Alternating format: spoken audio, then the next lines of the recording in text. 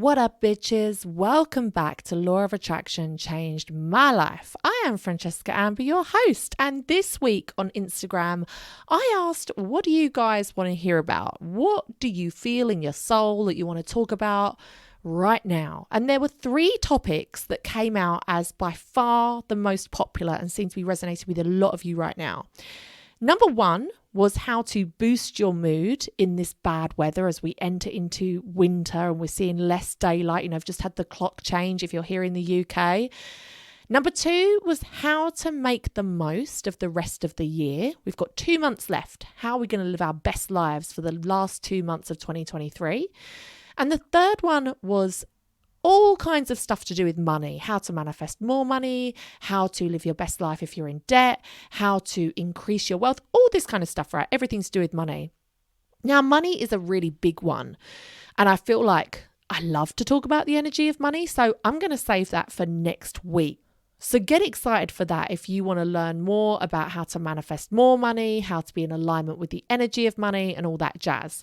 But this week, I want to focus on those first 2, boosting your mood as we enter into winter and how to make the most of the rest of your year. So many of us suffer with the winter blues at this time of year. So many of us. It's super, super common. And I definitely have felt in a real slump over the last week or so. Summer has gone and it feels like forever until the next one. I remember standing out in my garden a couple of months back now. My little twin daughters had come home from a weekend at their dad's and they got home at like 6:30 at night, 6:45, something like that. And they ran straight out the doors into the back garden and jumped onto their little tree swing they have in this beautiful blossom tree we have in the garden. And they had no shoes on. In fact, they had no clothes on. They just had nappies on. And I just remember pushing them on that thinking, wow, it's like almost bedtime. It's 6:45 at night and they've got to come outside and have like this little swing on the tree. And it was really beautiful. It's like dusk and the sun was going down and it was just lovely. And I remember thinking, fuck, in a couple of months, it's just going to be like pitch black. You wouldn't dare go outside in just a nappy. I mean, I wouldn't dare go outside in just a nappy at any season, to be honest with you. But I remember thinking like, oh God, like, there is a real difference in the quality of life, I think, for animals and for children, but also us too. There's definitely a difference in quality of life in the summer and then the winter. But remember that this is nature's plan. Like, we need to have all of the seasons as we live in a cyclical nature, as we need each phase to truly live our best lives. Honestly, we do. And I don't know about you, but for me, the summertime is all about like abundance and getting out there and doing. Like every day we're doing something, we're going somewhere, we've got lots of plans. And you want to make the most of the sun. You want to enjoy the summer. You want to spend your days having fun, right? And I remember thinking, oh, I really should potty train in the summer. I really should, because that's the easiest time to do it, right? When kids have less clothes on and they're outside, and if they wee on the grass, it doesn't really matter, whatever. And I really felt like I'd kind of missed that slot. As autumn rolled around and it got a lot colder and they still weren't potty trained, I was like, oh no, I've missed my chance. And then what I realized was actually one of the beautiful things about autumn and the days getting a lot shorter and the nights being darker and the mornings being darker and everything being fucking darker, people tend to want to hibernate a little bit. They don't want to be out there as much. And we found ourselves really slowing down and having a lot more free time on our hands. We didn't have loads of plans. We didn't have loads of places to be. And we had an entire weekend where I was like, do you know what? Now is the goddamn time. Now is when we potty train. And it took 3 days of having nowhere to be, no rush to get anywhere, no long days out. The longest we went out was for like an hour to the local Waitrose because it's like 5 minutes down the road and I was trying to test them going in the car without a nappy on. And guess what? We got that potty training done. And that only could happen because nature was telling us to slow down, spend more time just inside and, with our family, not being out there fucking raving every day. And so there is beauty to be had in every season. But let's be real. This winter blues, SAD, seasonal affective disorder, is a real goddamn thing. It is a very real thing. If you go to your doctors about it, you can be prescribed antidepressants for it. It is a real thing. I'm sure we all know somebody who is really badly affected by SAD. If you remember in the spring when you get that first really warm day where you can go outside and you just wear a t-shirt, everyone feels happy, right? Everyone's in a great mood. We are so affected by sunlight. We are basically houseplants with like more emotions. And it is the lack of sunlight that is causing this SAD. The shorter days and the less daylight trigger a chemical change in the brain where the less sun we see, it affects the production of hormones, the melatonin and the serotonin. It's basically giving us sad girl winter. And we don't want sad girl winter. We want to be thriving in the winter. So what can you do? Like, what can you do if you find yourself really sort of slumped in the winter blues right now? Well, although you may want to draw the curtains and hide, you're going to want to get as much natural light as possible, because really it's that lack of sunlight that is causing our brains to have this chemical reaction. So I'll give you some examples of how I'm going to do this, right? So in my office, my desk is as far away from the window as possible. It's over the other side. And in the summer, when the sun is really bright and it's really warm, that is the perfect fucking place to be. However, I do have a little Velux window and there's a little space under it where a desk could fit. And I would be bathing in the natural daylight there, and I would be looking out at nature. Now, it may be that in the summer, my current desk position far away from the window is perfect, but maybe in the winter, I need to spend a little bit more time directly under that Velux window. Another way is that I have this, so I have like a, what do you call it? Like a bay window in my sitting room, and my cleaner, she's a fucking genius. I had this round cuddle chair and I actually put it on Facebook Marketplace. I was like, I'm going to sell it. It doesn't have any place in my house. Like, it doesn't go anywhere. Let's get rid of it. She moved it to this bay window. So like this almost circular, half circular space. And it fits in there like a goddamn dream. And if you've ever sat on a cuddle chair, you'll know that they're perfectly circular and they move around. You can spin them. Great fun for kids. They love it. They feel like they're on a fairground ride. But what I can do is I can spin this chair around so that it's facing out. And because of the bay window, I basically have windows all around me. And when she first put it there, I was like, this is fucking amazing. I'm going to sit here on a rainy day and read a book. Have I done that? Have I fuck? When I read a book, I tend to be sitting at my desk in my office or sitting on my sofa, but it's just making that conscious decision to be like, okay, not only am I reading, but I am sunbathing in my bay window.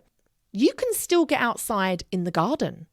Just because it is autumn now, you don't have to stay inside all of the time. Like, get outside as much as you can. So me and my friend have recently taken up this lovely little habit. I say habit, we've done it twice, where I bundle the kids and all of their scooters into the car and I drive over to where I used to live, like this beautiful private gated marina estate. It's beautiful. And because there's no cars, it's just a marina with like paths, we let the children scoot all around and then we do a bit of a workout. We take them to the park, push them on the swings, do loads of like squats and lunges. It's great. It's great. And it really is so good for your mental health to just get outside. If you can get outside and go for a walk. In fact, I prefer going out for walks in the autumn and winter. The summer is far too hot. No, thank you. I mean, still get out in your garden. You know, there's things to do in your garden at this time of year. Planting bulbs for the spring. That's very cathartic for your soul. Winterizing your garden, getting maybe all of the furniture into your garage or covering it up if you can. And you can still sit out there and have a coffee in the morning if you want. Maybe get a lovely little chair right by your back door. Like, you know, don't have it too far away. Make it really easy. And make it a little habit to put your coat on in the morning and go and sit out there and have your morning coffee outside. Under natural light, outside where we should naturally be. And we can still make the most of sunny, warm days. They are still here. Just the other day, it was 16 goddamn degrees. So on that day, I saw it was sunny. I saw it was 16 degrees. And I was like, we are going outside, children. We are going outside. And we went outside and went on the trampoline. And it was absolutely beautiful. Days like that can really prolong our experience of summer. It can really prolong our outdoor living time. And if we can eke that as far into the autumn as we can, then it's all for the better, right? Like, we don't need to be entrenched in winter already. It hasn't even happened. We're still in autumn. So any warm days there are, get into the habit of checking your phone. Have a look and see what the weather is for the week ahead. If it says it's going to be really warm and sunny one day, make a plan with a friend to maybe go for a walk or just do something that is outside. Make the most of those days. And what about growing a plant on your windowsill? If you do not have any houseplants, go and get yourself a basic little plant, put it on your windowsill, and just notice how if it doesn't get enough light or water, it will wither away and die. Now, what am I trying to say here? The plant is you, my friend. The plant is you. Plants also grow better in groups, so we have a lot to learn from our plant friends. And there's something about nurturing a plant through the winter, making sure it does get enough light. I've got 2 big palms either side of my bed, and I noticed that they were starting to wither and die a little bit because they weren't getting enough light now that the winter's here. And so I moved them where they got light. And the thing about that is, this sounds really weird to be talking about it like this, but it's a reminder to ourselves that we are basically the plants. Like, we need to move ourselves to the light as well. We need to make sure that we are getting enough, whether it's nutrients, water, sunlight, whatever. We need to make sure we're getting enough. Now, on a very practical level, the next thing you can do is get an SAD lamp. These are incredible. They really, really do work. You don't need a fucking pill. You can just have this lamp on. You can have it on your desk while you're working. You could have it on the side whilst you're cooking, whatever. And it will literally work a dream. So I will leave one linked down below on Amazon. This is the one that I've purchased. And this takes me on to my next point, which is vitamin D.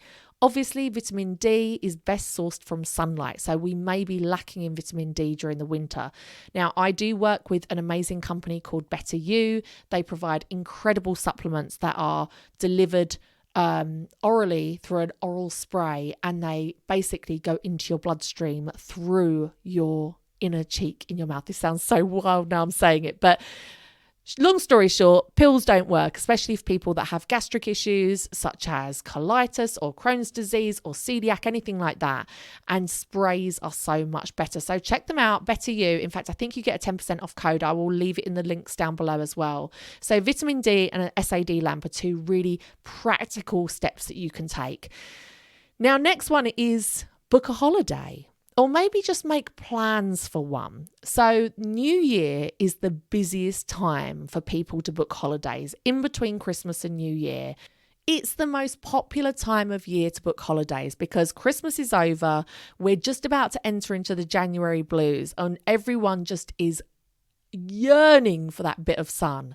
And what's amazing is, even if you are booking a holiday for that following summer or even autumn, just knowing that you've got a holiday to look forward to really does make all the difference. So something I always used to love to do was to spend January or February abroad. Me and my ex-husband always used to go to Australia in the winter, and it really broke up the winter. Now, obviously that is not always possible for everybody, and I've not done that since I've been divorced, but I really do want to make a goal to go on holiday this winter. And the reason I say it's a goal is because I really need to look into it, because I don't want to do a super long flight time with my children, and I do want it to be somewhere hot enough to make it worth my while. Do you know what I mean? So that is a goal for me, to look into that and to make that happen. So finally, the final aspect of all of these things that you can do to help yourself out of your wintertime slump. I say wintertime, we're not even fucking in winter yet. We're still in autumn, but you know what I mean. Is to think of all the things that you can't do in summer that you can enjoy now. So in the summer, I often tell myself I cannot do a workout because it's already balls hot in this house. Like, I am not adding to that at all. And so I often would put off workouts, whereas now I found myself working out a hell of a lot easier because it's not fucking boiling every day. Going for walks. This is something, again, I don't enjoy doing under the blazing sun in the summer. However, give me an autumnal walk feeding the squirrels through the woodlands in September and October and November. Yes, please. I will take that any day. What about some real basic bitch things? Using your slow cooker, doing long Sunday roasts on a Sunday. Oh, the thought of putting your slow cooker on in the summer and adding heat to your house. No, thank you, sir. It ain't for me. However, this time of year, absolutely glorious. Make a real ceremony out of that.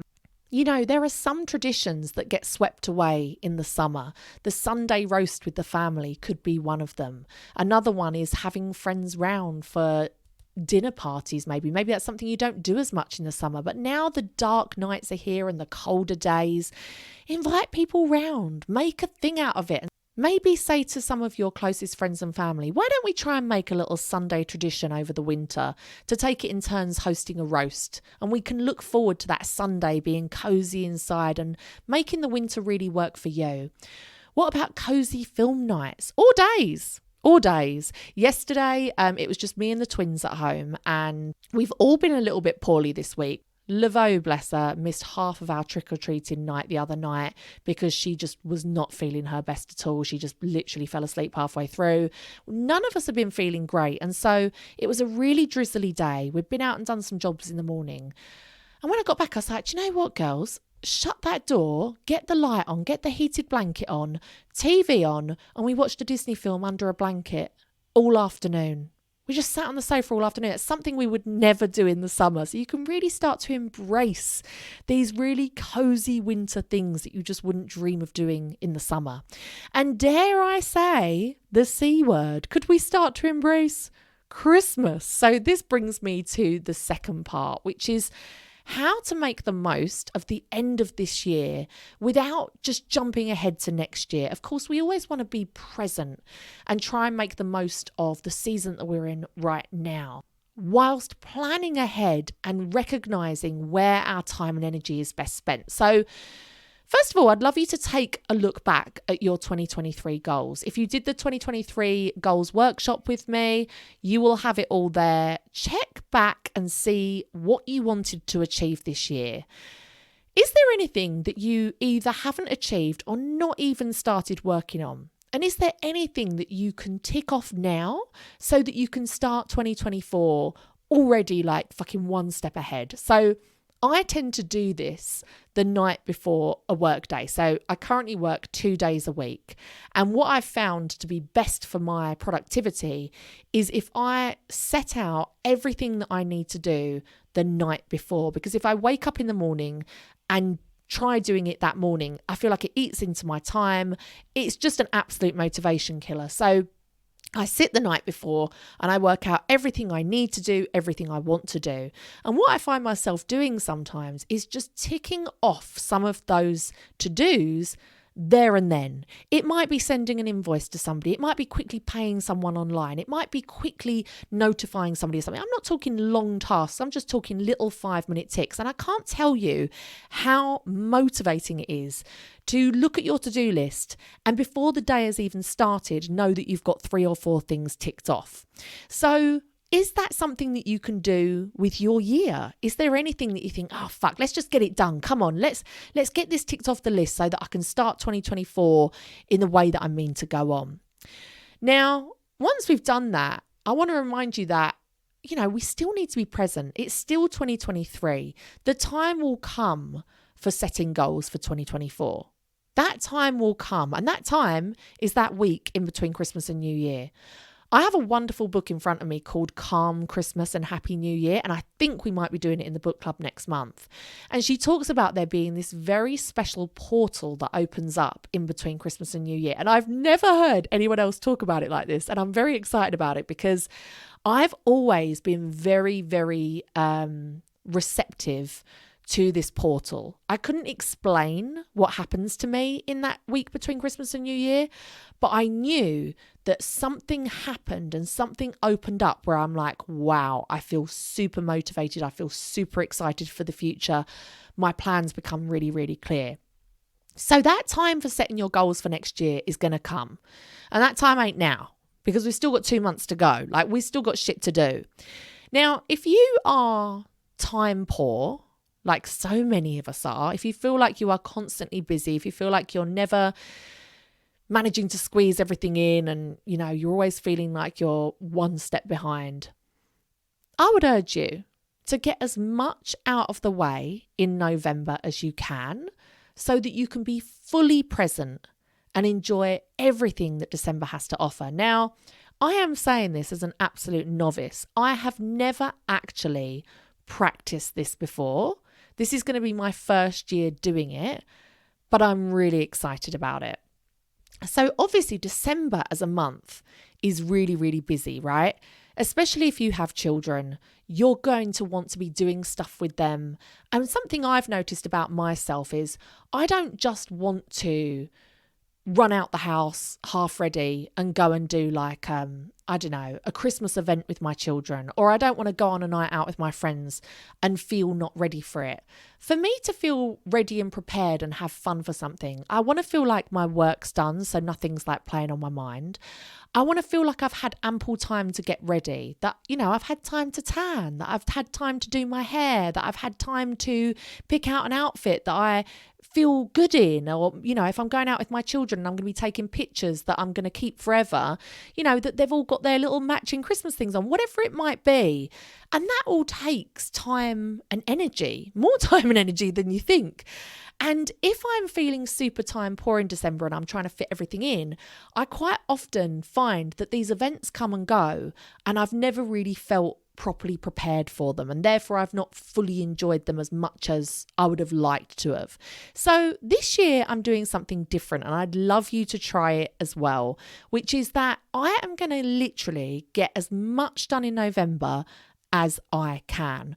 I want to get as much work out of the way as possible. Now, I know that some people will not be able to do this. If you work in a salon, for example, we all know that salons are absolutely wild in December, and that's something that you can't avoid. And that's even more reason why, if you can get everything else sorted before December starts, then you're going to be even more golden. So, for example, pre-ordering all of your food delivery slots for December. I don't know why food delivery slots go so crazy in December. It's like people think they're back in fucking COVID times. They think they're in the lockdown. They think that food delivery slots are like gold dust. They think that we are prepping for the end of the world.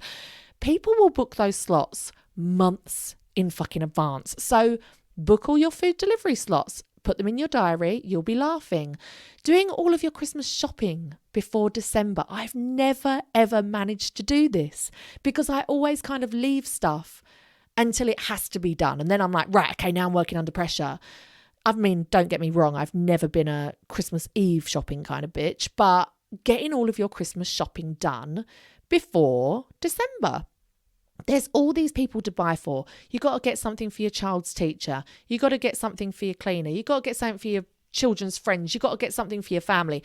All this shit, get it all fucking sorted out before then. The earlier, the better. Do you know what? I'm actually really, really ashamed. My cleaner's incredible. She comes twice a week. I see her all the time.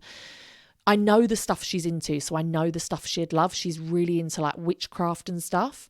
And last Christmas, I forgive myself because I literally moved house about a week and a half before Christmas, and I was about to go into a mental breakdown. I didn't know that at the time. I did not get her a Christmas present.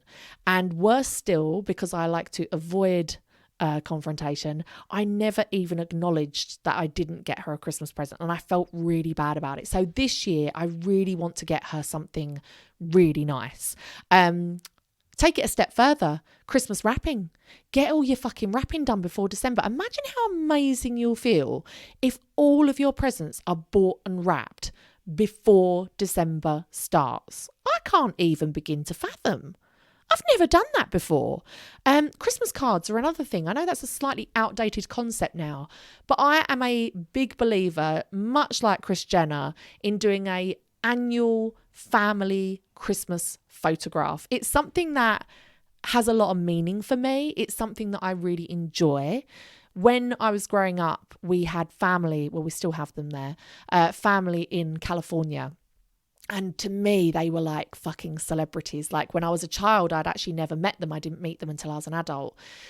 And every year we would get this card and what my mum called a brag letter. I fucking loved it. I wish everyone did it. I loved it. It was kind of like social media before social media existed. And they would send this photo, and every year it was something different. So one year it was them skiing. One year it was all of them on horseback. One year it was all of them sitting on a fence at a ranch. One year, you get the vibe. And the letter would tell you, Jessica went to prom this year. Alison's become a cheerleader. And I'd be like, oh, Lord, they are living their best lives. And growing up, that was always something that was just really important to me, was to have a beautiful Christmas card made. The brag letter didn't make the cut, but the Christmas card is very, very important to me. And so, that's a whole thing. Getting like the little tartan dresses, booking in with a photographer for a Christmas session, getting that Christmas session early enough that you can then go online and order Christmas cards to send to your family. And do you know what? My mum takes all of my Christmas cards and has them on display all year round because they're beautiful family photos. And I really enjoy going around there and seeing them. So this is just an example of, that tradition is really important to me. And there has been the odd year where life has got really busy. I haven't planned my time properly and it hasn't happened. And I genuinely, at the end of the year, I feel really sad about that. I feel like a bit of a failure because I'm like, that's something that's really important to me. That's something that I want my children to look back on and see that every year we had a family photo. And so that might not be what's important to you. You will have your own list of things that are important to you over the festive season. But the idea is getting everything done and out of the way so that you can enjoy the festive season as a whole.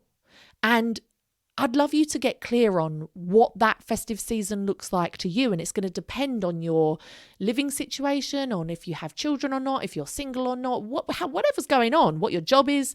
What do you want your festive season to look like for you? I know for me, I want to have my home. It's not going to be done. It's not going to be done, but I want my kitchen to be done. I want it to not feel like a building site. I want it to be back to normal. I want to be able to decorate it fully and really enjoy it, make a day out of decorating the house. I want to have a few nights out. And when I say nights out, I mean nights out without the children, like mummy drinking a bottle of rosé night out. I want to do fun stuff with my children, making memories. I want to do Beau's annual gingerbread party. I want to go and do my Christmas lights trip, which is where I get all the children in the car and we have a little car picnic and we wear festive jumpers and we go round and look at all the lights in the houses. I've even looked at potentially hiring a limo and doing this with other people and making a real party out of it. But I think a lot of limos have tinted windows, so I don't quite know how that would work out for us. Anyway, I also want to host friends and family at my house. That's something that's really important to me. And as we know, all of these things take time and energy. So do stuff now that your December self will thank you for. And if you're really into this vibe, if you're listening to this yes, I want to have my fucking best Christmas ever, check out this book, Calm Christmas and a Happy New Year. I will leave a link to it down below. And figure out for you what your idea of your best Christmas ever looks like. For me, this is going to sound really weird, but the other day my mum got really excited because the Channel 5 Christmas movies started.